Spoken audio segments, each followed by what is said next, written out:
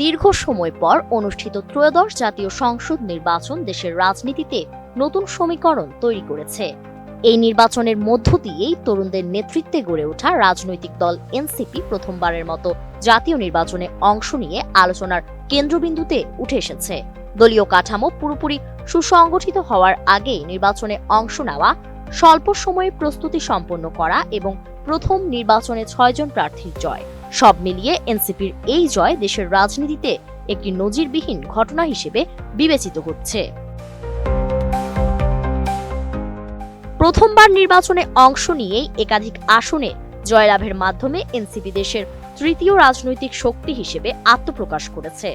প্রায় 1.5 যুগ পর অনুষ্ঠিত প্রতিদ্বন্দ্বিতাপূর্ণ এই নির্বাচনে 11 দলীয় নির্বাচনী ঐক্যের অন্যতম শরিক হিসেবে অংশ নেয় এনসিপি। দলটি 30টি আসনে প্রার্থী দেয়। এর মধ্যে 27টি আসনে একক প্রার্থী এবং 3টি আসনে জোটের শরিক দলের প্রার্থীরা প্রতিদ্বন্দ্বিতা করেন। নানা প্রতিকূলতার মধ্যেও 6টি আসনে জয় নিশ্চিত করে দলটি। এ নির্বাচনে জামায়াতে ইসলামী পেয়েছে 68টি আসন এবং বিএনপি পেয়েছে 209টি আসন। দলীয় আসনের সংখ্যার ভিত্তিতে তৃতীয় অবস্থানে রয়েছে এনসিপি।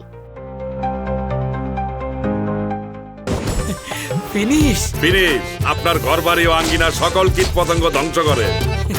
শাপলাকলি প্রতীকে নির্বাচিত এনসিপির প্রার্থীরা হলেন ঢাকা 11 আসনে আহ্বায়ক নাহিদ ইসলাম, রংপুর 4 আসনে সদস্য সচিব আক্তার হোসেন, কুমিল্লা 4 আসনে দক্ষিণাঞ্চলের মুখ্য সংগঠক হাসনাত আব্দুল্লাহ, নোয়াখালী 6 আসনে সিনিয়র যুগ্ম মুখ্য সমন্বয়ক আব্দুল হান্নান মাসুদ, কুড়িগ্রাম 2 আসনে যুগ্ম আহ্বায়ক ডক্টর আতিক মুজাহিদ এবং নারায়ণগঞ্জ 4 আসনে যুগ্ম সদস্য সচিব আব্দুল্লাহ আল আমিন।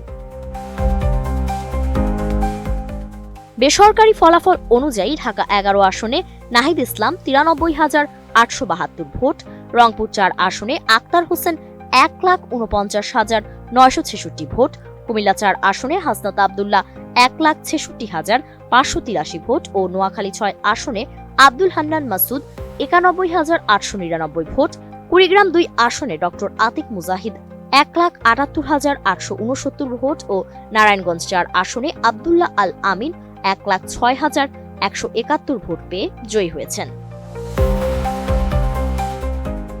যেসব আসনে এনসিপি জয়ী হতে পারেনি সেসবের অনেকগুলোতেই হয়েছে হাড্ডাহাড্ডি লড়াই। ঢাকা 8 আসনে নাসিরউদ্দিন পাটোয়ারি 51,572 ভোট পেয়ে 4,980 ভোটে পরাজিত হন। দিনাজপুর 5 আসনে ডাক্তার আব্দুল আহাদ 1,10,195 ভোট পেয়ে 4,289 ভোটে ও পঞ্চগড় 1 আসনে সার্জিস আলম 1,68,049 ভোট পেয়ে 8,120 ভোটের ব্যবধানে পরাজিত হন। উল্লেখ্য 24-এর গণ অভ্যুত্থানের পর বৈষম্য বিরোধী আন্দোলনের ব্যানারে নেতৃত্ব দেওয়া ছাত্র তরুণদের একটি অংশ প্রথমে জাতীয় নাগরিক কমিটি গঠন করে। পরে 2025 সালের 28 ফেব্রুয়ারি জাতীয় নাগরিক পার্টি এনসিপি নামে রাজনৈতিক দল হিসেবে আত্মপ্রকাশ করে তারা। নির্বাচনের মাত্র মাসখানেক আগে 11 দলীয় জোটে অন্তর্ভুক্ত হয়ে জাতীয় নির্বাচনে অংশ নেয় দলটি এবং প্রথম অংশগ্রহণেই উল্লেখযোগ্য সাফল্য অর্জন করে। ফারিন রহমান প্রীতি, এটিএন নিউজ।